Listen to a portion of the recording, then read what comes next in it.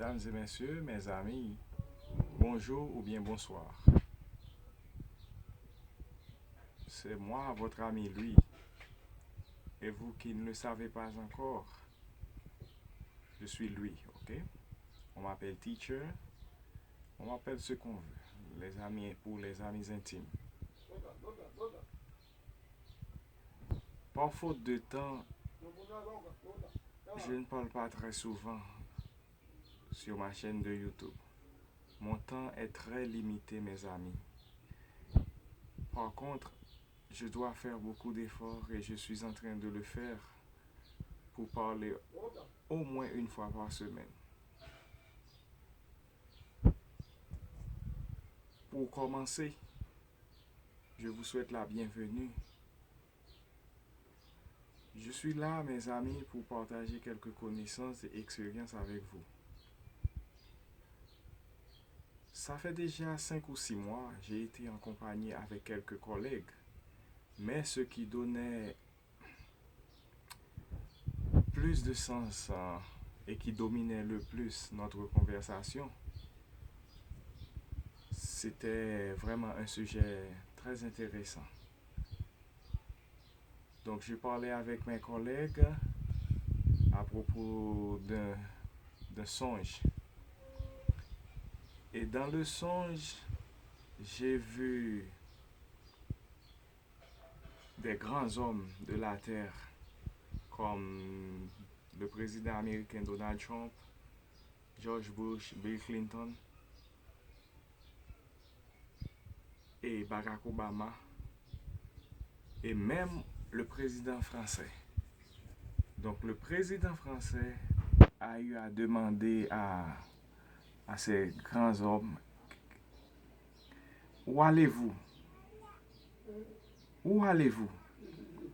Et ils ont répondu à Macron, le président français, le président actuel de la France, et peut-être dans un petit pays que nous avons beaucoup humilié, maltraité ou méprisé. Nous allions dans la Caraïbe. Et Macron était un peu étonné.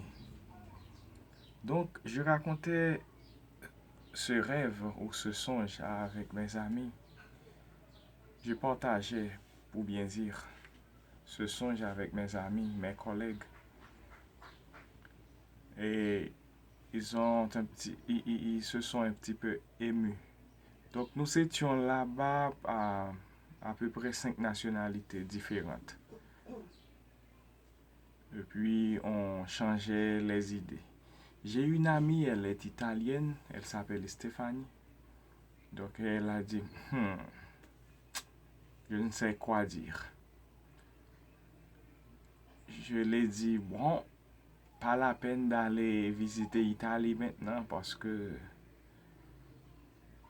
on ne sait jamais, parce que parfois il y a des rêves qui disent la vérité, ou bien qui peuvent devenir une réalité. Et aujourd'hui, mes amis, je suis en train de vivre la réalité. Parce que quand je voyais ces hommes-là, ils ne savaient que faire. Ils ne savaient que faire. Donc c'est aujourd'hui exactement ce qui est en train de passer à travers le monde. Chaque pays ferme ses frontières avec d'autres pays. En ce moment-là, il n'y a pas d'amis. Eh bien, mes chers amis, j'ai eu un autre songe. Et dans ce songe, j'ai vu que l'aigle, l'aigle va tomber.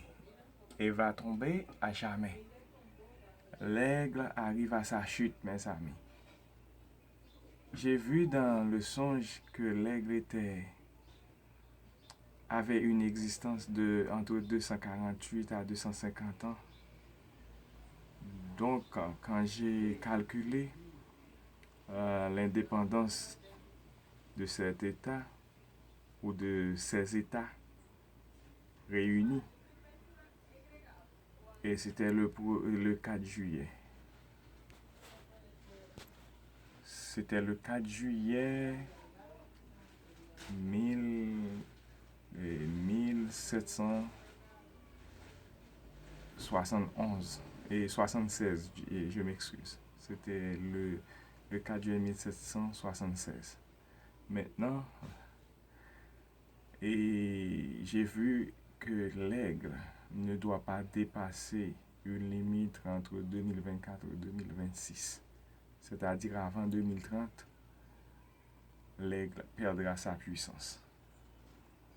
Mes amis, je ne sais pas encore pourquoi ils ont utilisé ce mot aigle. Mais pour vous dire que l'aigle, on peut parler un petit peu de l'aigle. L'aigle, c'est un animal très intelligent. Très, très, très intelligent. J'ai préparé quelques points pour vous expliquer en quelque sorte que l'aigle, pour la façon que ce pays-là utilise l'aigle, il y a ces points qui ne sont pas mis en accord. Il y a certains points quand on fait une comparaison entre ce pays-là qui utilise le symbole aigle et quand on prend l'aigle en tant qu'oiseau, il y a certaines nuances certaines confusions entre ces deux-là.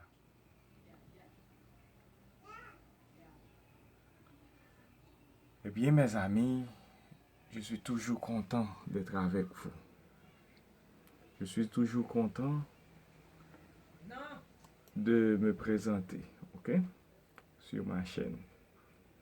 Je vais vous parler maintenant de l'aigle. L'aigle prend soin de sa vie. Saviez-vous que l'aigle vit entre 60 et 80 ans? Il fait très attention à son alimentation. Et son mode de vie, par exemple, l'aigle ne mange rien de mort.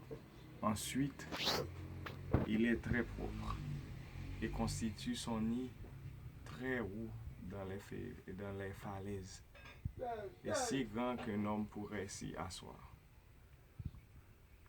L'aigle a une bonne vision. L'aigle est capable de voir à 360 degrés.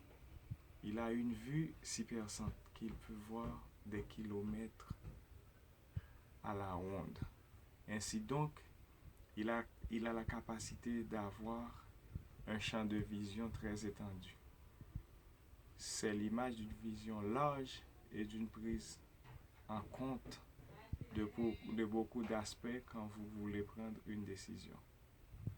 L'aigle a une grande capacité de concentration. L'aigle, quand il chasse, reste concentré sur sa proie durant tout le temps de la chasse. Comme quoi, quand il se fixe un objectif, il reste focalisé jusqu'à ce qu'il l'atteigne. Cette capacité démontre combien il faut croire en ses rêves. Eh bien, mes amis, et je ne vais pas vous parler beaucoup aujourd'hui. Donc, vous savez que très bien que aussi l'aigle a une grande capacité de concentration. L'aigle sait se détendre. Les ornithologues expliquent que l'aigle s'amuse en volant très haut et ensuite en retombant d'un coup sec et à quelques centimètres du sol, l'aigle remonte. Il faut avoir des temps comme ça dans sa vie où on relâche toute la pression et on profite du temps tout simplement.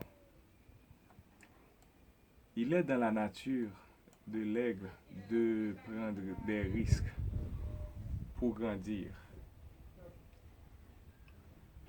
La femelle de l'aigle nourrit son petit jusqu'à 3 mois. Ensuite, elle le chasse du nid à coups de pattes pour que le petit sache voler.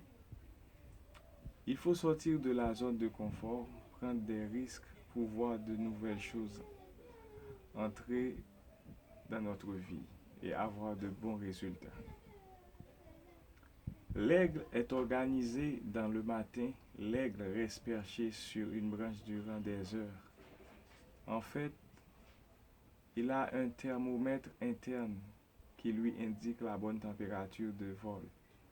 Dès que cette température est atteinte, l'aigle s'élance et vole très haut. Il faut donc être attentif aux saisons et attendre le bon moment pour s'engager dans une entreprise. L'aigle se marie une bonne fois pour toutes. L'aigle est un animal de nature solitaire, cependant quand il rencontre une campagne et qu'il se prend d'elle, il lui reste fidèle, ils mangent ensemble et font tout ensemble. Quand il arrive que la femelle perde la vie, l'aigle s'occupe des aiglons sans jamais se mettre avec une autre femelle. Fin de citation.